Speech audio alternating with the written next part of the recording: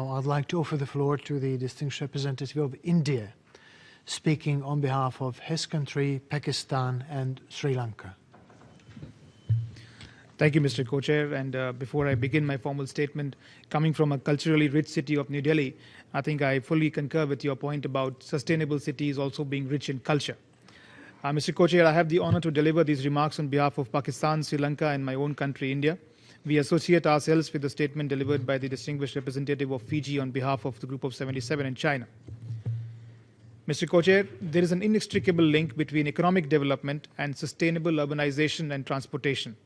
We therefore welcome the inclusion of these issues as part of our consideration towards sustainable development goals. Given the importance of these issues as part of both the SDGs as well as the larger post-2015 development agenda, we should consider sustainable urbanization, cities and transport holistically with an overarching focus on infrastructure development as an important deliverable. An infrastructure development goal could set targets on transport development, electricity, energy, water, ICT and communication, and sustainable urbanization, taking into account the principle of common but differentiated responsibilities. In the context of this discussion, we would like to highlight the following 6 points. First, while various speakers have focused on the issue of the new urbanization which will happen from now till 2050, I think it is equally important to remember that much of the developed world, along with the Latin American and Caribbean regions, is already 80% urban. Therefore, the challenge is to construct an approach which is relevant both to the needs of the new as well as the old urban settlements. Second, our approach must be inclusive and broad enough to be of value to the challenge of creating and managing sustainable cities in both the developing as well as developed countries. Sustainable urbanization is by no means only a developing country issue. Existing and old urban settlements in developed countries have an equally important role to play through specific deliverables, especially by showcasing sustainable consumption and production patterns. The foremost challenge in developing countries, which are experiencing rapid urbanization rates at very low per capita income levels, is to create functioning cities, able to provide their urban citizens with affordable access to better and adequate public services and job opportunities. Cities in developed countries, on the other hand, will have to take the lead in policy measures designed to lower their ecological footprints, investments in production and use of renewable energy, renovation of infrastructure, retrofitting of buildings, and improved efficiency in the use of energy, water, and other resources. Third, investments in cities and urban development must generate multiple results along several streams, such as housing, basic infrastructure, sanitation, education, sustainable consumption and production, employment, and transportation. We must not forget that cities today have become the nuclei of key economic processes, which are imperative in improving the overall living standards of all countries, irrespective of their levels of development. In developing countries, the foremost need is for enhanced investment in infrastructure, such as roads, water, sanitation, sewers, electricity, housing, and basic services such as public transportation, schools, and affordable health care. Fourth, talking about transportation, investments in public transportation need to be prioritized in both developing as well as developed countries. Multimodal mass transit systems in developing economies are essential for better mobility of people at affordable costs, while at the same time reducing impacts of air pollution, congestion, and road traffic injuries. At the same time, the urban settlements in developed countries also need to prioritize investments in policies designed to reduce private automobile dependence and promote greater use of public modes of transport. Many developing countries have in fact taken path-breaking initiatives in recent years to implement policies for sustainable cities through investments in public transportation. The mass conversion of the entire public transportation fleet in the city of New Delhi to natural gas, which resulted in a 70% reduction in carbon emissions while generating new economic activity and job opportunities, is only one such example.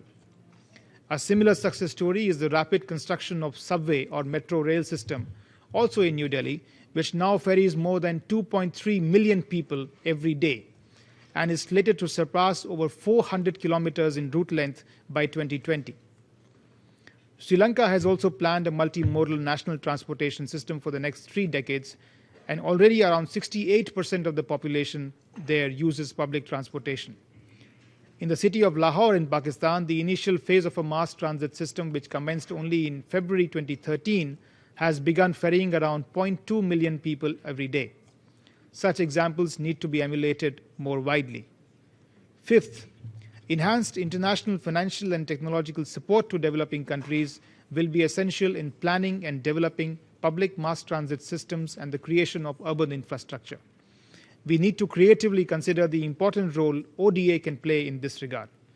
Similarly, managing urban settlements could be substantively supported by new technologies, including ICT, a point that was repeatedly mentioned by many delegations.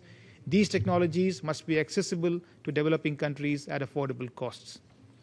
Finally, Mr. Co-Chair, our approach to sustainable urbanization must be situated in a holistic economic development paradigm at the national level, including in particular by creating better rural infrastructure, raising agricultural productivity, and raising income and employment opportunities in rural areas, which would in turn help in preventing reckless and unmanaged urbanization. A strong and proactive rural development strategy, therefore, is imperative to manage the challenge of urbanization. I thank you, Mr. Co-Chair. I thank the distinguished representative of India for his statement. And now I'd like to offer the floor to the distinguished representative of Australia, speaking on behalf of his country, the United Kingdom and the Netherlands. Thank you, Co-Chair. I have the privilege of speaking on behalf of the Australian, United Kingdom and Netherlands governments. Our full statement will be made available on the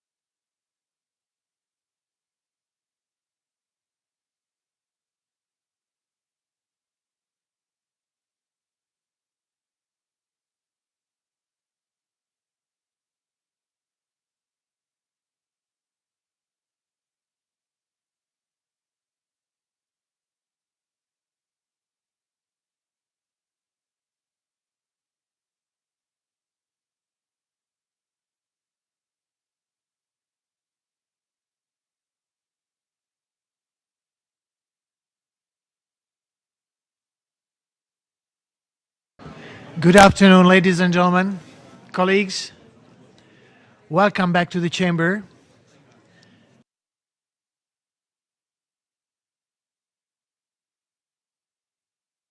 Financial and technological support to developing countries will be essential in planning and developing public mass transit systems and the creation of urban infrastructure.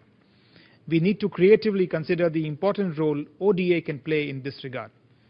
Similarly, managing urban settlements could be substantively supported by new technologies, including ICT, a point that was repeatedly mentioned by many delegations. These technologies must be accessible to developing countries at affordable costs. Finally, Mr. Co-Chair, our approach to sustainable urbanization must be situated in a holistic economic development paradigm at the national level, including in particular by creating better rural infrastructure, raising agricultural productivity, and raising income and employment opportunities in rural areas, which would in turn help in preventing reckless and unmanaged urbanization. A strong and proactive rural development strategy, therefore, is imperative to manage the challenge of urbanization. I thank you, Mr. Co-Chair. I thank the distinguished representative of India for his statement.